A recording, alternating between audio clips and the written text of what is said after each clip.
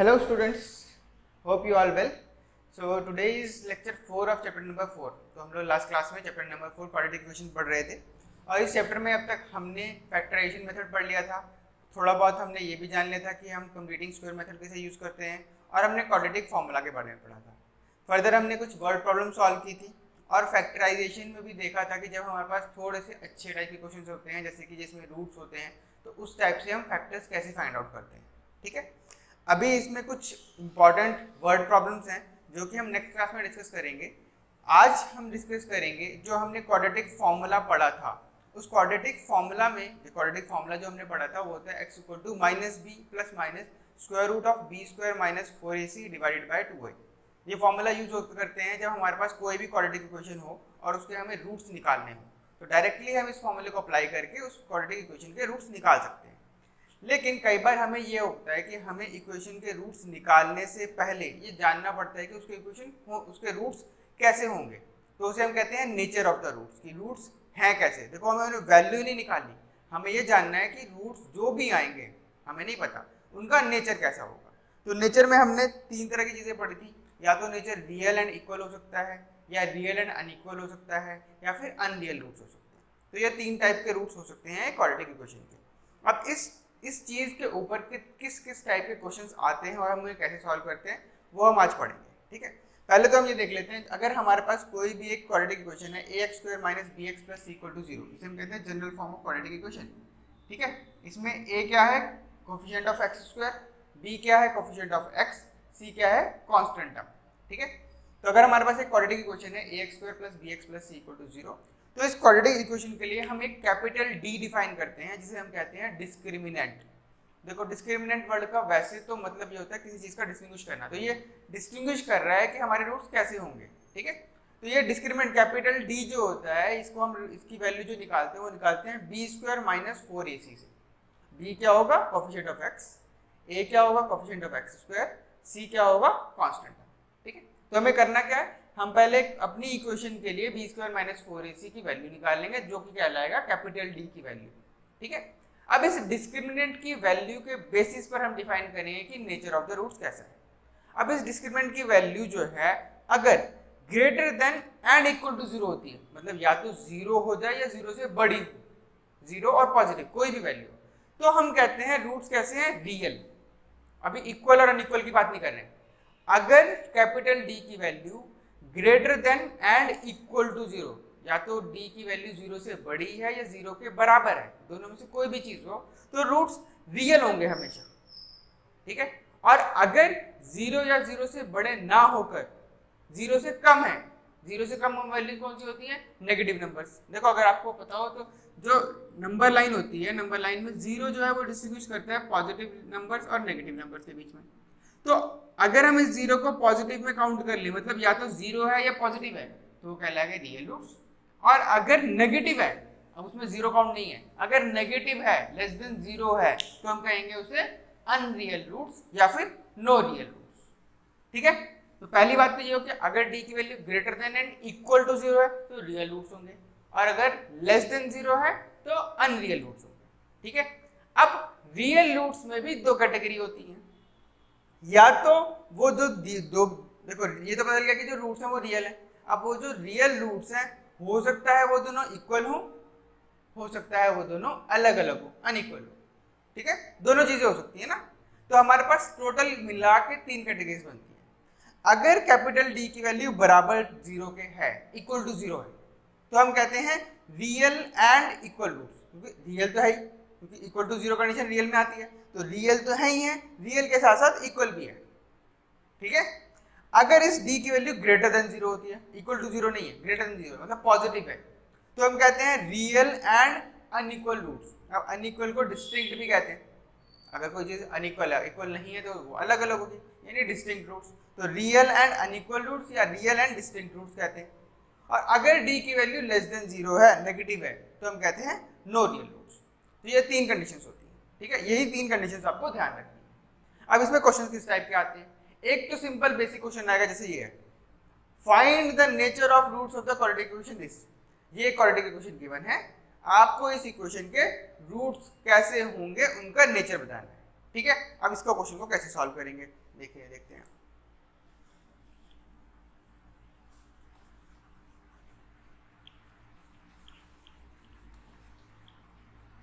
Okay, अब देखो जो क्वेश्चन नंबर 1 है, क्वेश्चन नंबर 1 को सॉल्व करने के लिए सबसे पहले हम अपनी इक्वेशन को स्टैंडर्ड फॉर्म से कंपेयर करते हैं।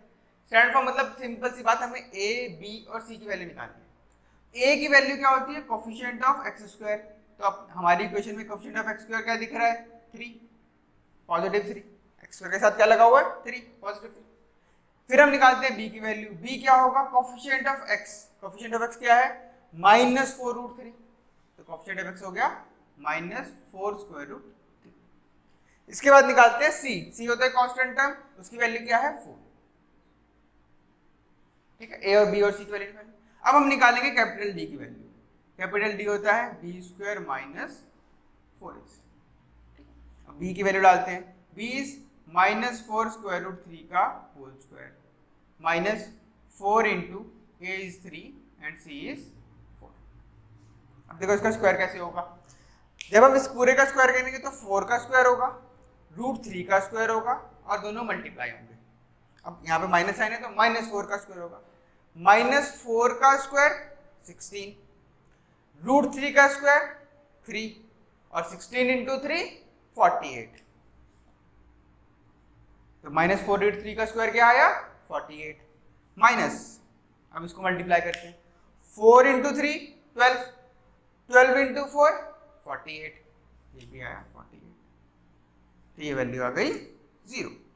कैपिटल डी की वैल्यू क्या आई? 0। और अब जो हमने पहले पढ़ा था, अगर कैपिटल डी की वैल्यू 0 आती है तो नेचर ऑफ द रूट्स कैसा होता है? देखो 0 है, रियल होंगे। अब क्योंकि ये इक्वल टू 0 है तो इक्वल भी होंगे। तो हम यहाँ पे लिखेंगे therefore the nature of the roots of given quadratic equation are real and equal roots। ठीक है भाई, सिंपल सी बात है। जो भी इक्वेशन गिवन हो उसके लिए a b c find out करें, कैपिटल डी की वैल्यू निकालें और जो भी कैपिटल डी की वैल्यू आती है, अगर 0 आती है, roots are real and equal. अगर ये वैल्यू सपोज 3 आ जाती तो हम कहते हैं रियल एंड अनइक्वल रूट्स। अगर मान लो ये वैल्यू -3 आ जाती तो रियल एंड अनरियल रूट्स। ठीक है, तो जो भी आपकी डी की वैल्यू आ रही होगी उसके बेसिस पे हम अपना आंसर कोट करेंगे, जो कि हमने पढ़ा। ठीक है, ये तो बेसिक टाइप का क्वेश्चन है। अब इसके अलावा क्या होता है? इसके अलावा जो क्वेश्चन आते हैं जो है क्वेश्चन नंबर 2। ठीक है, अब इस टाइप के क्वेश्चन में क्या होता है, आपको एक किसी नए वेरिएबल, देखो एक तो हमारा एक्स वेरिएबल है जिसमें हमारी क्वाड्रेटिक इक्वेशन गिवन है, ठीक है ना। Normally quadratic equation x variable में होती है या मान लो वाई वेरिएबल में। एक तो एक ऐसा वेरिएबल होगा जिसमें हमारी क्वाड्रेटिक इक्वेशन है, उसके अलावा कोई एक नया इक्वेशन, नया वेरिएबल दिया होगा कुछ इक्वेशन में। जैसे मान लो ये एक इक्वेशन है, पहली बात k into x minus 2 plus 6। पहले तो हम ये देखते हैं ये इक्वेशन है क्या। ये इक्वेशन है kx into x minus 2 plus 6 is equal to 0। अब पहले तो डायरेक्टली देख के ये क्लियर ही नहीं हो रहा कि ये इक्वेशन कैसी है, लीनियर है, क्वाड्रेटिक है, क्यूबिक है। तो पहले तो हम इसको सिंप्लीफाई करते हैं। सिंप्लीफाई मतलब हर एक टर्म अलग अलग हो, कहीं कोई ब्रैकेट ना हो। ठीक है, उसके लिए क्या करना पड़ेगा, इस kx को इससे मल्टीप्लाई कर दो। तो जब ये kx इससे मल्टीप्लाई होगा तो ये हो जाएगा kx² माइनस kx 2 से मल्टीप्लाई किया होगा तो 2kx plus 6 is equal to 0। Simple. हमारे पास जो इक्वेशन गिवन थी हमें वो देख के समझ नहीं आ रहा था कि वो कैसी है, लीनियर है, क्वाड्रेटिक है, क्यूबिक है। तो हमने क्या किया, अपनी इक्वेशन को सिंपल फॉर्म में कन्वर्ट किया। सिंपल फॉर्म मतलब जो भी ब्रैकेट्स हैं उनको ओपन कर दिया और सिंपल टर्म्स को मल्टीप्लाई कर दिया। और अगर मान लो just in case like terms होती तो लाइक टर्म्स को एक साथ इकट्ठे कर लिया, फिर जो पूरी इक्वेशन का जो भी जैसी भी दिखेगी, जो भी शेप होगी, उससे हम आइडेंटिफाई कर लेंगे कि इक्वेशन कैसी है। जब हमने इसको किया तो अब हमें ये क्लियर हो रहा है कि ये जो इक्वेशन है, this equation is a quadratic equation in variable x। अगर मैं x वेरिएबल में देखूं, x एक वेरिएबल अगर मानूं तो ये क्वाड्रेटिक इक्वेशन है। ठीक है, अब नॉर्मली क्वाड्रेटिक इक्वेशन में एक ही वेरिएबल आता था x, यहाँ पे एक नई चीज आ गई k। ठीक है, और क्वेश्चन ने उसी की वैल्यू निकालने को कहा है, find the value of k। तो एक तो क्वेश्चन होते हैं जिसमें आपको directly nature of the roots बताना हो, एक दूसरे क्वेश्चन में क्या होगा, आपके पास एक क्वाड्रेटिक इक्वेशन की होगी और उस इक्वेशन में अपने जो इक्वेशन का वेरिएबल है उसके अलावा एक कोई नया वेरिएबल दे रखा होगा, जैसे यहाँ पे नया वेरिएबल है के, और उसी नए वेरिएबल की वैल्यू पूछी होगी। अगर इस टाइप का क्वेश्चन आता है तो आपको उसमें ये बताया गया होगा कि इस इक्वेशन के रूट्स कैसे हैं, मतलब उसका नेचर कैसा है। जैसे कि अब हमने इस क्वेश्चन के 4 पार्ट्स बनाए हैं।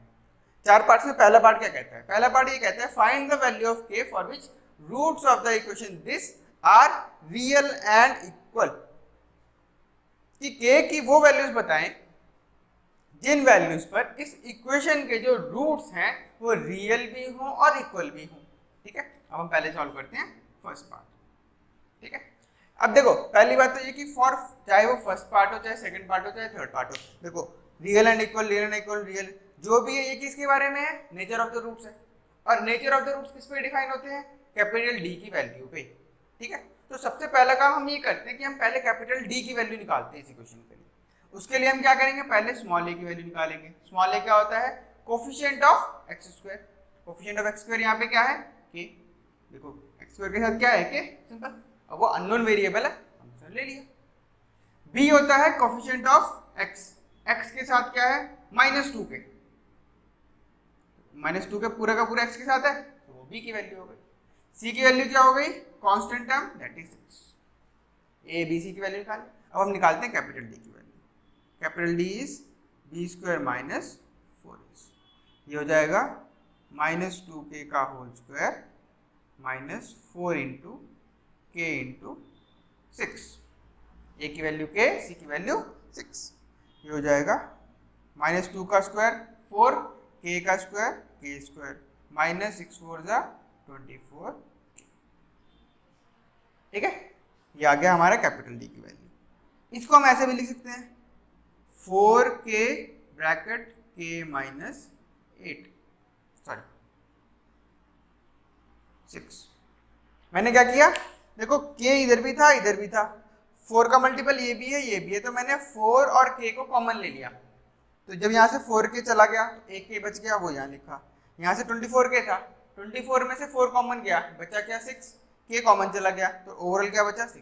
तो ये हो जाएगा 4k इंटू के -6। तो मैंने इस कैपिटल डी की वैल्यू को ये निकाल दिया। पहला काम हमने क्या किया, कैपिटल डी की वैल्यू निकाल। ठीक है, अब हम आते हैं हमें जो गिवन कंडीशन है।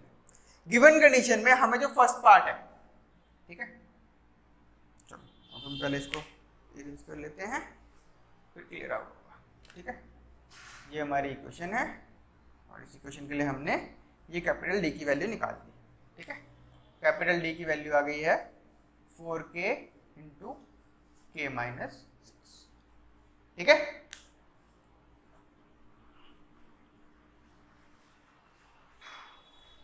ओके, तो अब हमने यहाँ पे कैपिटल डी की वैल्यू निकाल ली थी, ये आई थी हमारी 4k इंटू के -6।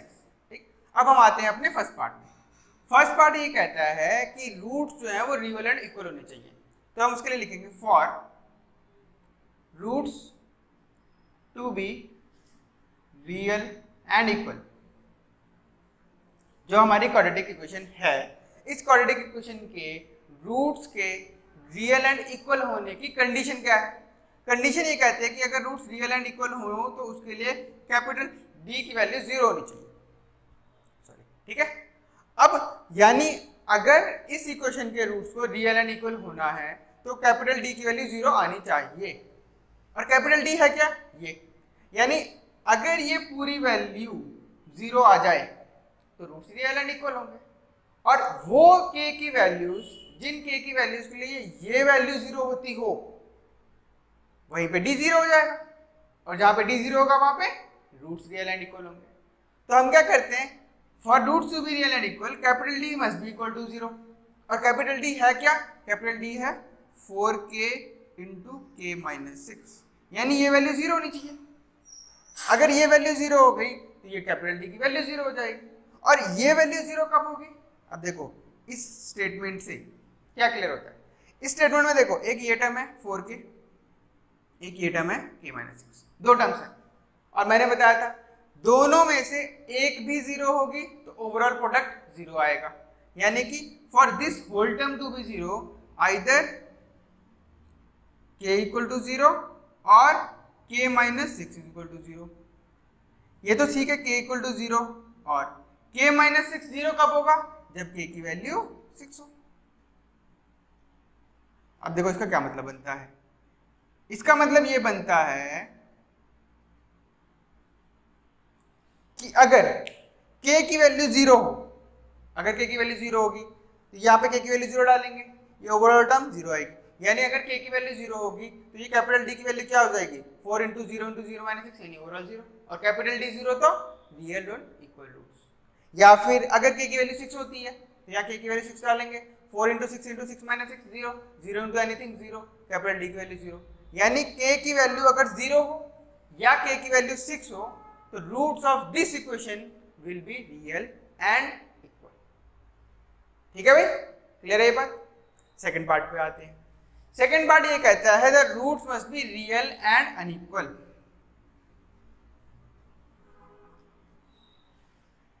अब देखो, for roots to be real and unequal, किसी भी क्वाड्रेटिक इक्वेशन के रूट्स को रियल एंड अनइक्वल होने की क्या कंडीशन होती है?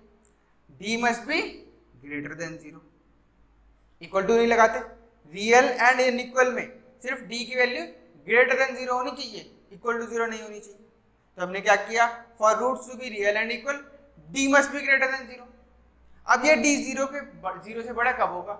जब ये पूरी टर्म, ये हमने d निकाल रखा है, यानी अगर 4k इंटू के माइनस 6 ये पूरी टर्म ग्रेटर देन 0 हो तो रूट्स रियल एंड अनइक्वल होंगे। अब ये पूरी टर्म ग्रेटर देन 0 कब होगी? अब देखो, इस पूरी टर्म के ग्रेटर देन 0 होने के लिए, अब देखो अगर ये टर्म 0 से बड़ी हो, यानी कि अगर k ग्रेटर देन 0 हो तो ये टर्म पॉजिटिव आएगी, लेकिन हो सकता है ये नेगेटिव आ जाए। ठीक है, तो हम क्या करते हैं, हम ये मानते हैं for this thing 4k into के माइनस 6 ग्रेटर देन 0 होने के लिए अगर ये पूरी टर्म ग्रेटर देन 0 होनी चाहिए, उसके लिए हम ये कहते हैं या k ग्रेटर देन 0 हो या फिर k माइनस 6 ग्रेटर देन 0। अब देखो यहाँ पे और टर्म हमने अभी लगा दिया, लेकिन और नहीं होना चाहिए, यहाँ पे एंड आना चाहिए। अब ये और एंड और एंड में फर्क क्या होता है? देखो, और तब हम लगाते हैं जब दोनों में से कोई भी एक चीज ट्रू होना जरूरी है।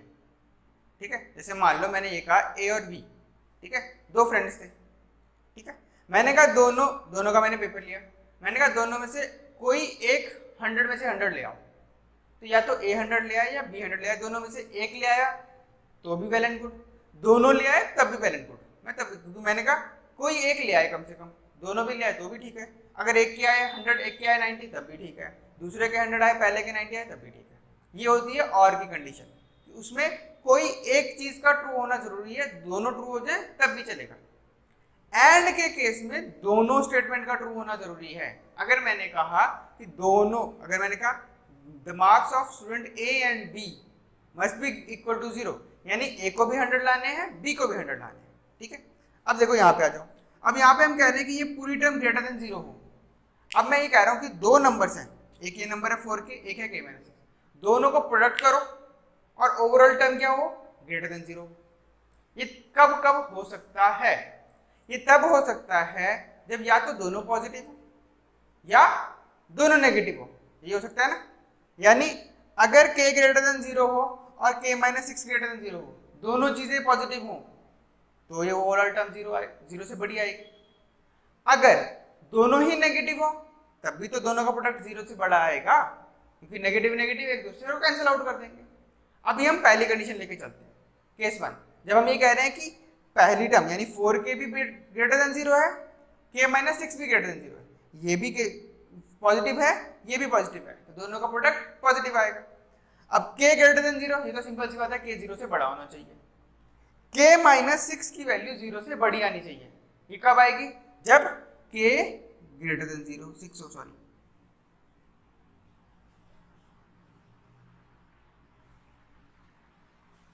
ठीक है, अब देखो, यानी जब k की वैल्यू 0 से बड़ी हो और k की वैल्यू 6 से बड़ी हो तो ये ओवरऑल टर्म टोटल 0 से बड़ी आएगी।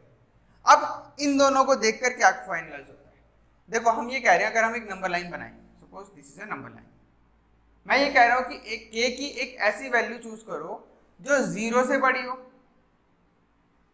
पॉजिटिव, और दूसरा मैं ये कह रहा हूँ और वो 6 से भी बड़ी हो, दोनों से बड़ी, 0 से भी बड़ा होना चाहिए, 6 से भी बड़ा होना चाहिए। ये तभी पॉसिबल होगा जब नंबर 6 से बड़ा हो, क्योंकि अगर कोई नंबर 0 और 6 के बीच में होता है, सपोज 2, तो 2 जो है वो 0 से तो बड़ा है लेकिन 6 से बड़ा नहीं है। और यहाँ पे क्या लिखा है, एंड, और एंड में क्या होना चाहिए, दोनों स्टेटमेंट ट्रू होनी चाहिए। तो इन दोनों का टोटल फाइनल आउटकम ये आता है कि k must be greater then 6, क्योंकि अगर k 6 से बड़ा होगा तो ये स्टेटमेंट भी ट्रू रहेगी, 0 से तो बड़ा है ही है, और ये स्टेटमेंट ऑब्वियसली ट्रू रहेगी। तो यानी हमारे पास एक चीज आई, k must be greater then 6, ठीक है। तो यानी अगर k की वैल्यू 6 से बड़ी हो तो ये ओवरऑल टर्म हमेशा पॉजिटिव आएगी, यानी ग्रेटर देन 0 आएगी, ठीक है। तो एक हमारे पास आंसर आया, k must be greater then 6। देखो अभी ये फाइनल आंसर नहीं है, क्यों, क्योंकि दोनों टर्म नेगेटिव भी तो हो सकती हैं। मान लो ये भी नेगेटिव आ गई, ये भी नेगेटिव आ गई, यानी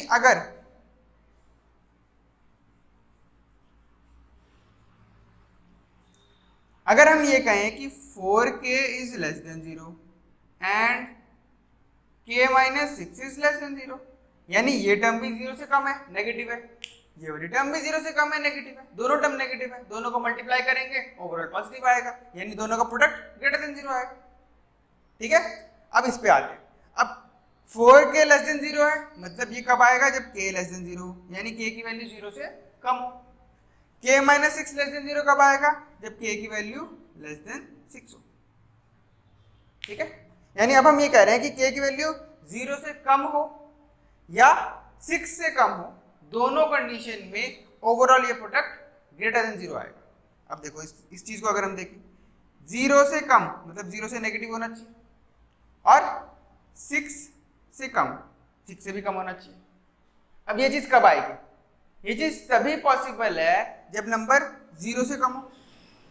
जो नंबर 0 से कम होगा वो 6 से तो ऑटोमेटिकली कम होगा ना, क्या वो 6 से बड़ा हो सकता है, नहीं हो सकता। लेकिन अगर कोई नंबर 0 और 6 के बीच में है, जैसे 2, तो 2 6 से तो छोटा है लेकिन 0 से छोटा नहीं है, और हमें क्या चाहिए, दोनों कंडीशन ट्रू चाहिए, 0 से भी छोटा होना चाहिए, 6 से भी छोटा होना चाहिए। तो ये चीज तभी पॉसिबल है जब नंबर 0 से छोटा हो, यानी इसका टोटल आउटकम क्या आएगा final, k must be less than 0, ठीक है।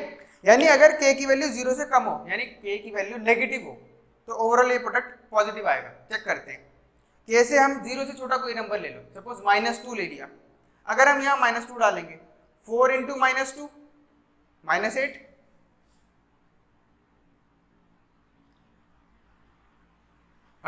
-2 -6 -8 इंटू -8, ओवरऑल टर्म कितना हुआ, 64, पॉजिटिव आया ना।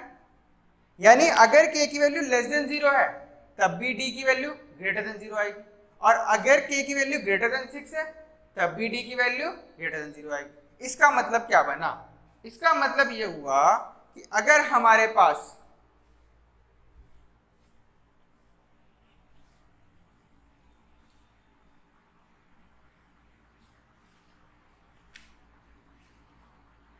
k ग्रेटर देन 6 हो या फिर k लेस देन 0 हो, या तो k की वैल्यू 0 से कम हो या फिर k की वैल्यू 6 से ज्यादा हो, दोनों ही कंडीशंस में this capital D will be greater than 0 and the roots are real unequal, ठीक है। तो हमारा आंसर क्या होगा, फॉर k लेस देन 0 और k greater than 6, the roots of the given equations are real and unequal, ठीक है। या तो k की वैल्यू लेस देन 0 हो, या तो 0 से कम हो, या फिर k की वैल्यू ग्रेटर देन 6 हो, ठीक है। ओके,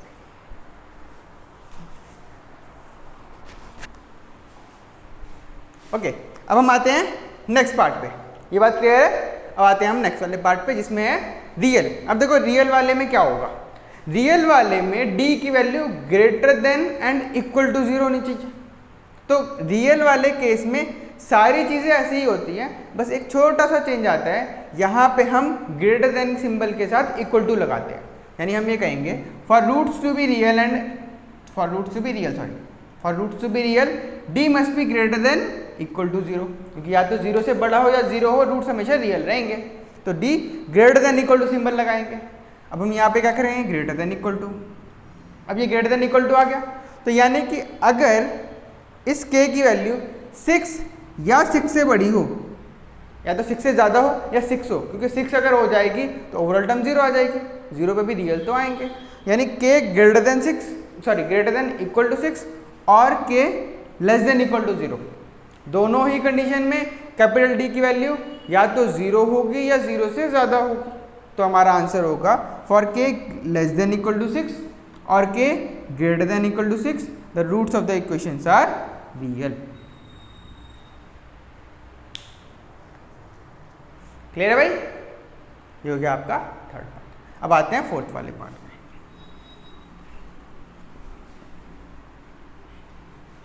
फोर्थ वाला पार्ट वैसे तो नहीं आता है मोस्ट प्रोबेबली, लेकिन हम डिस्कस करते हैं। फोर्थ वाले पार्ट में हम ये कह रहे हैं the roots must be unreal. Unreal के लिए क्या होना चाहिए, कैपिटल डी की value less than 0। Less than 0 मतलब 4k into k minus 6 must be less than 0। अब इसका मतलब यहाँ पे भी दो पॉसिबिलिटीज बनेंगी। अब हम ये कह रहे हैं एक नंबर इंटू दूसरा नंबर, दो नंबर्स का प्रोडक्ट नेगेटिव आए। ये कब आ सकता है, जब एक पॉजिटिव हो दूसरा नेगेटिव हो। ठीक है, यानी कि ये चीज़ कब पॉसिबल होगी, अगर 4k की वैल्यू ग्रेटर देन 0 मतलब पॉजिटिव हो एंड k माइनस 6 की वैल्यू नेगेटिव हो यानी लेस देन 0। ये पॉजिटिव हुआ ये नेगेटिव हुआ, दोनों का प्रोडक्ट नेगेटिव आएगा लेस देन 0। या फिर केस 2 क्या होगा, 4k ये नेगेटिव हो जाए, ये वैल्यू नेगेटिव आ जाए और k माइनस 6 पॉजिटिव आ जाए, ये वैल्यू पॉजिटिव आ जाए। या तो ये पॉजिटिव हो ये नेगेटिव हो, ये वाली कंडीशन, या फिर ये नेगेटिव हो ये पॉजिटिव हो, दोनों ही कंडीशन में प्रोडक्ट हमेशा नेगेटिव आएगा। ठीक है, अब ये चीज़ कब होगी, हम पहले केस 1 की बात करते हैं।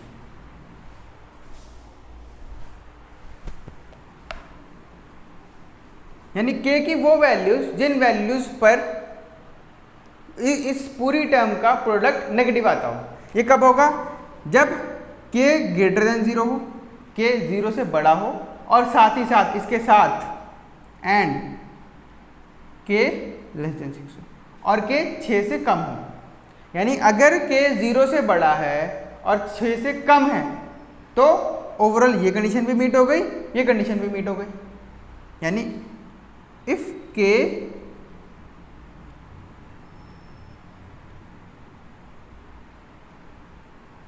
जीरो से लेकर 6 के बीच में कोई नंबर हो, अगर k की वैल्यू 0 से लेकर 6 के बीच में कोई वैल्यू हो तो k ग्रेटर देन 0 है, 0 से बड़ा है, और लेस देन 6 है, 6 से कम है। यानी अगर k की वैल्यू 0 से 6 के बीच में आती है तो ये वाली टर्म पॉजिटिव आएगी, ये वाली टर्म नेगेटिव आएगी, ओवरऑल प्रोडक्ट नेगेटिव आएगा, यानी रूट्स अनरियल हो जाएंगे। तो हमारे पास एक टर्म तो ये आ गई कि अगर k की वैल्यू 0 से 6 के बीच में होती है तो ये ओवरऑल टर्म नेगेटिव आएगी, रूट्स अनरियल होंगे। ये हमने केस 1 लिया, ये पॉजिटिव हो रहा था ये नेगेटिव हो रहा था। अगर मान लो हम ये कहते हैं कि ये नेगेटिव हो और ये पॉजिटिव हो, इसका मतलब हम ये चाहते हैं कि k की वैल्यू तो 0 से कम हो और ये कहता है k की वैल्यू 6 से बड़ी हो। यानी ये कह रहा है k जो है वो 0 से छोटा हो और ये कह रहा है k 6 से बड़ा हो। क्या कोई ऐसा नंबर हो सकता है जो 0 से छोटा भी हो और 6 से बड़ा भी हो? ये कोई पॉसिबिलिटी नहीं बनती। यानी कि इस कंडीशन के हिसाब से मतलब ऐसा कभी भी पॉसिबल नहीं है इस टर्म में कि ये टर्म नेगेटिव आए और ये टर्म पॉजिटिव आए, ऐसा नहीं हो सकता।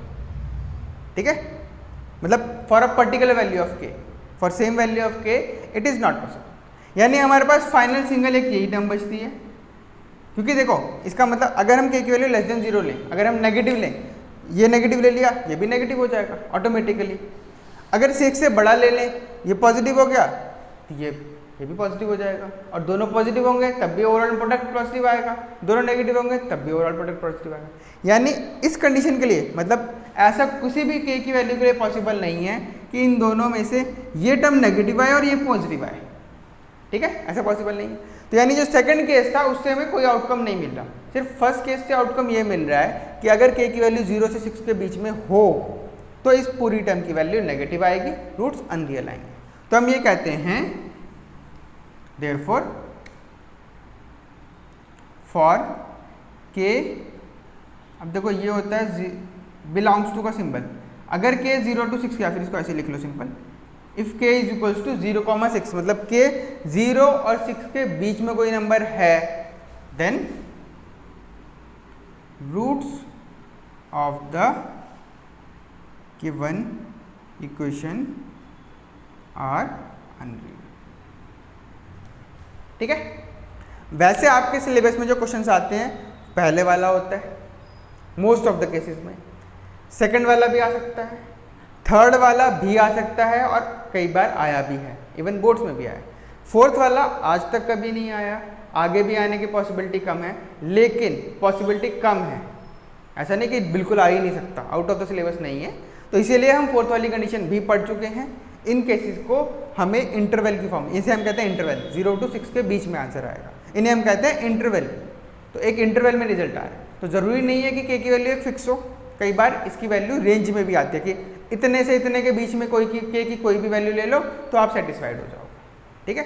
तो इस टाइप के क्वेश्चंस और भी कैटेगरीज में आते हैं, मतलब आपको होगा क्या, find the value of k for which roots of the equation, ये चेंज हो जाएगी, और आपको इनमें से कोई एक चीज़ गिवन होगी, of the equation are this, तो जो इक्वेशन गिवन, जो कंडीशन गिवन होगी उस कंडीशन के हिसाब से वो कंडीशन आपको अप्लाई करनी है। पहला काम कैपिटल डी निकाल लें, उसके बाद जो कंडीशन है उसके हिसाब से कैपिटल डी रखें और के की वैल्यूज फाइंड आउट करें। तो इस टाइप के क्वेश्चंस को हम इस तरीके से सॉल्व करते हैं, ठीक है। इस टाइप से क्वेश्चंस नॉर्मली 2 मार्क्स 3 मार्क्स में आते हैं और 1 मार्क्स में बहुत ज़्यादा आते हैं, तो इसलिए आप इन क्वेश्चंस की प्रैक्टिस ज़रूर करें। नेक्स्ट क्लास में हम जो इस चैप्टर की वर्ड प्रॉब्लम्स रह गई हैं इंपॉर्टेंट वाली, वो हम डिस्कस करेंगे। उनके अलावा अगर आपको किसी भी वर्ड प्रॉब्लम में कोई प्रॉब्लम आती है तो आपके पास मेरा नंबर है, आप मेरे नंबर पे व्हाट्सअप करके मुझसे पूछ सकते हैं, जो भी डाउट्स होंगे मैं उसे वहाँ पे क्लियर कर लेंगे, ठीक है। या फिर अगर मान लीजिए क्लियरफाई नहीं हो पाता है तो जो भी आप क्वेश्चन डाउट होगा उसी क्वेश्चन के डाउट को मैं क्लास में डिस्कस करके वीडियो की फॉर्म में आपको डिस्प्ले कर दूंगा, ठीक है। चलो आज के लिए इतना ही, फिर हम नेक्स्ट क्लास में वर्ड प्रॉब्लम्स पढ़ते हैं। Thank you.